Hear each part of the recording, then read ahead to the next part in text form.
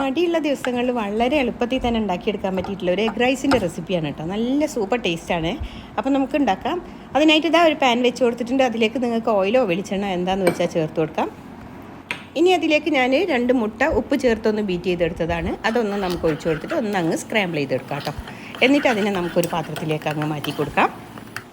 ഇനി സെയിം പാനിലേക്ക് തന്നെ കുറച്ച് ഓയിലും കൂടി ഒഴിച്ചു കൊടുത്തിട്ട് നമുക്കതിലേക്ക് ഒരു സവാള ചെറുതായിട്ട് കട്ട് ചെയ്തെടുത്തത് ചേർത്ത് കൊടുക്കാം. ജസ്റ്റ് ഒന്ന് അങ്ങ് വാട്ടിയെടുക്കാം കേട്ടോ. ഒരുപാട് നേരം വാട്ടരുത്. ഒന്നങ്ങ് വാടി വരുന്ന സമയത്ത് നമുക്കതിലേക്ക് ഇഞ്ചി വെളുത്തുള്ളി പേസ്റ്റും കൂടെ ചേർത്ത് കൊടുക്കാം. അതുപോലെ തന്നെ നമുക്കതിലേക്ക് ഇഷ്ടമുള്ള പച്ചക്കറികൾ ആഡ് ചെയ്ത് കൊടുക്കാം കേട്ടോ. ഞാനിപ്പോൾ ഇവിടെ ക്യാരറ്റും ബീൻസും മാത്രമാണ് ചേർത്ത് കൊടുക്കുന്നത്. പിന്നെ ഒരു തക്കാളി ചെറുതായിട്ട് കട്ട് ചെയ്തെടുത്തിട്ട് അതും കൂടി ചേർക്കുന്നുണ്ട്. അതുപോലെ തന്നെ ഒരു പച്ചമുളക്. ഇതെല്ലാം കൂടി ചേർത്തിട്ട് ജസ്റ്റ് ഒരു മിനിറ്റോളം ഒന്ന് മീഡിയം ഫ്ലെയിമിലിട്ട് അങ്ങ് വാട്ടിയെടുത്താൽ മതി. അധികം വാടിപ്പോയരുത്. ഇനി ഞാൻ അതിലേക്ക് മാഗിയുടെ ചിക്കൻ ക്യൂബിൻ്റെ ഒരു ഹാഫും കൂടെ ചേർത്ത് കൊടുക്കുന്നുണ്ട് കേട്ടോ. ഉണ്ടെങ്കിൽ മാത്രം ചേർത്താൽ മതി. അതുപോലെ അതിലേക്ക് മഞ്ഞൾപ്പൊടി, മല്ലിപ്പൊടി, പിന്നെ ഉണ്ടല്ലോ നമ്മുടെ കാശ്മീരി ചില്ലി പൗഡർ, അതുപോലെ തന്നെ ചിക്കൻ മസാലപ്പൊടി, ഇതെല്ലാം കൂടി ചേർത്ത് കൊടുക്കുന്നുണ്ട്. എന്നിട്ട് വീണ്ടും ഒന്നങ്ങ് മിക്സ് ചെയ്ത് കൊടുക്കാം കേട്ടോ. ഇനി നമുക്കതിലേക്ക് നമ്മൾ നേരത്തെ സ്ക്രാമ്പിൾ ചെയ്ത് വെച്ചിട്ടില്ലേ മുട്ട, അത് അതിലേക്ക് അങ്ങ് ചേർത്ത് കൊടുത്തിട്ട് എല്ലാം കൂടി ഒന്നും കൂടെ ഒന്നങ്ങ് മിക്സ് ചെയ്തെടുക്കാം.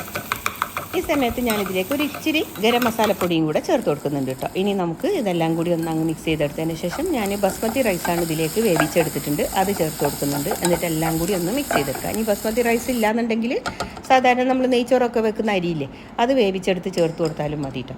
എന്നിട്ട് എല്ലാം കൂടി ഒന്ന് അങ്ങ് മിക്സ് ചെയ്തെടുത്തിട്ട് ഒരു 2 മിനിറ്റോളം ലോ ഫ്ലെയിമിൽ ഒന്ന് അങ്ങ് അടച്ച് വെച്ചാൽ നമ്മുടെ സംഭവം റെഡിയായി. ഇതിന് മേലെ ഒരു ഇച്ചിരി കുരുമുളകിൻ്റെ പൊടിയും കൂടി ഒന്ന് അങ്ങ് സ്പ്രെഡ് ചെയ്ത് കൊടുക്കുക കേട്ടോ. അടിപൊളി ടേസ്റ്റാണ്. നമുക്ക് നല്ല ഇഷ്ടമാവും. കുട്ടികൾക്കൊക്കെ ടിഫിനിലൊക്കെ കൊടുത്തു വിടാനും, അതുപോലെ തന്നെ നമുക്ക് ചില ദിവസം മടിയുള്ള ദിവസം ഉണ്ടാവില്ല ചോറും കറിയും ഒക്കെ വെക്കാൻ, ആ ഒരു ദിവസം നമുക്ക് നല്ല അടിപൊളിയായിട്ട് തന്നെ കഴിക്കാനൊക്കെ പറ്റിയാൽ നല്ലൊരു സൂപ്പർ ടേസ്റ്റി റൈസ് തന്നെയാണ് കേട്ടോ. അപ്പോൾ എല്ലാവരും ട്രൈ ചെയ്ത് നോക്കുക.